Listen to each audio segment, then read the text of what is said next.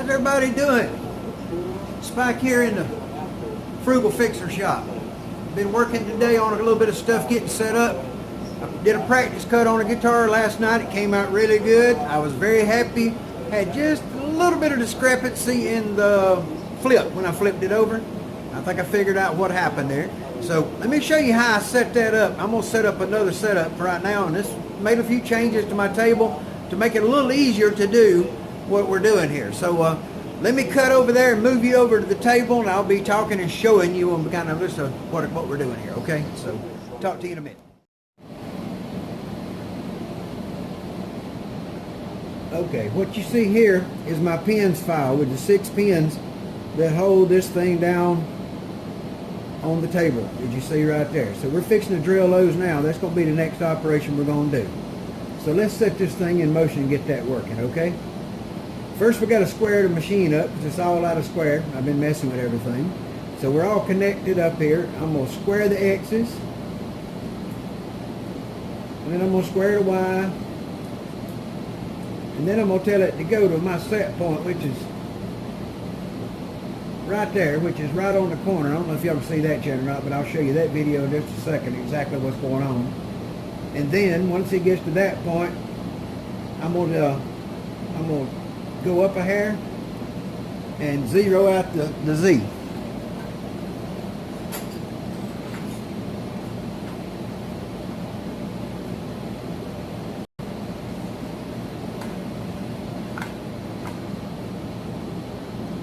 We'll go here, we home the Z. That'll home our Z. Get us set up. Start over. Okay, what we're going to do is we're going to square the X-axis. We'll square the Y. We're going to raise the Z up a little bit to get it up where we don't have to worry about it. Then we're going to tell it to go to the origin spot, which is where I normally start working from, right there. Okay, so we're going to raise that up. Next thing I'm going to do is I'm going to bring in my little homemade magnet and Z plate. We're going to touch the Z off.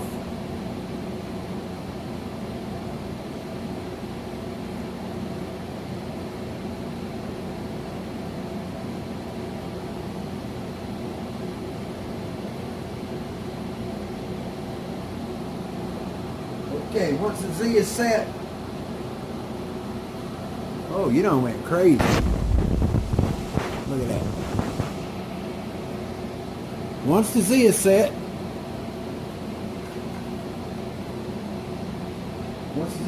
we're going to set the machine to know that that's where 0, 0 and 3.17 millimeters is at. Got a magnet here with a little clip on it to the wire. This end's just got a little aluminum plate. This is 3.17 millimeters thick. I use these wrenches to hold it on, and I also use those wrenches to change my chuck, my collet. Because let me be honest with you, the ones that come with those routers is a piece of junk. So let's tell this thing what to do and see if it'll run this program right quick.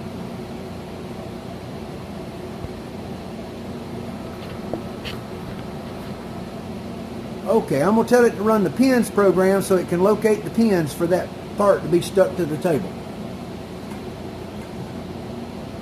First thing I always like to do is give myself a little room. And then I like to make sure I get my print loaded. And then the next thing you can do is just, I guess you hit the button that says print and pray. Is that what?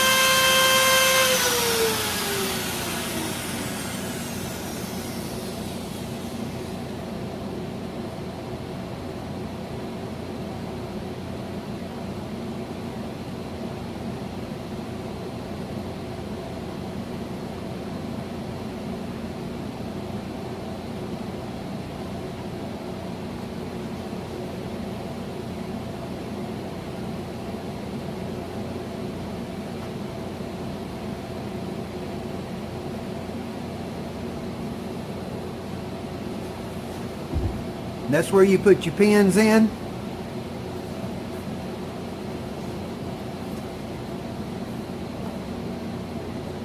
When I put the workpiece in, I'm going to do the same thing in the corners here.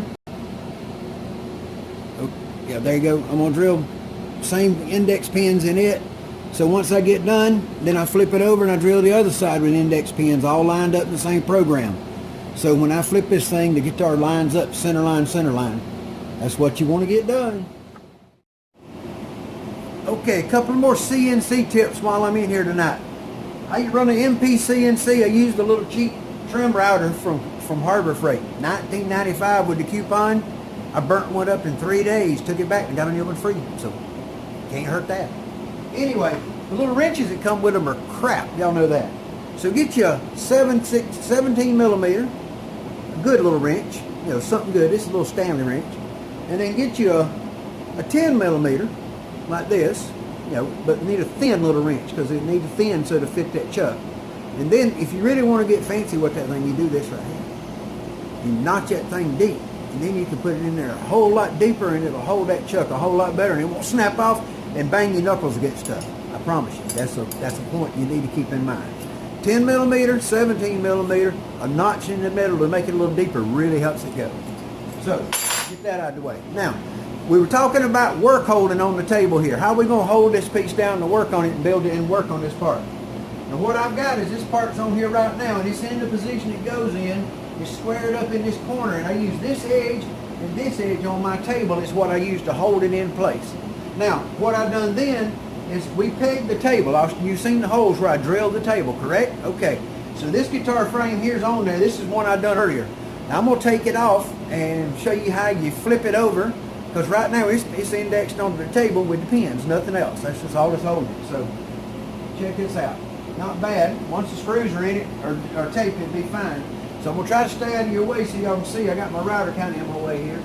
But look at this. We're going to raise this up. See the index pins? We're going to turn this thing over.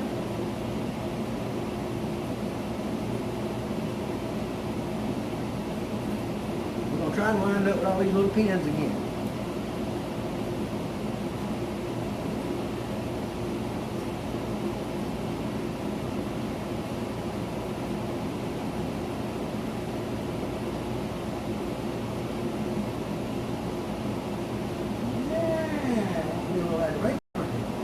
Okay, let's do it this way. This pin's in this corner. Let's try to get another one in, say like right here.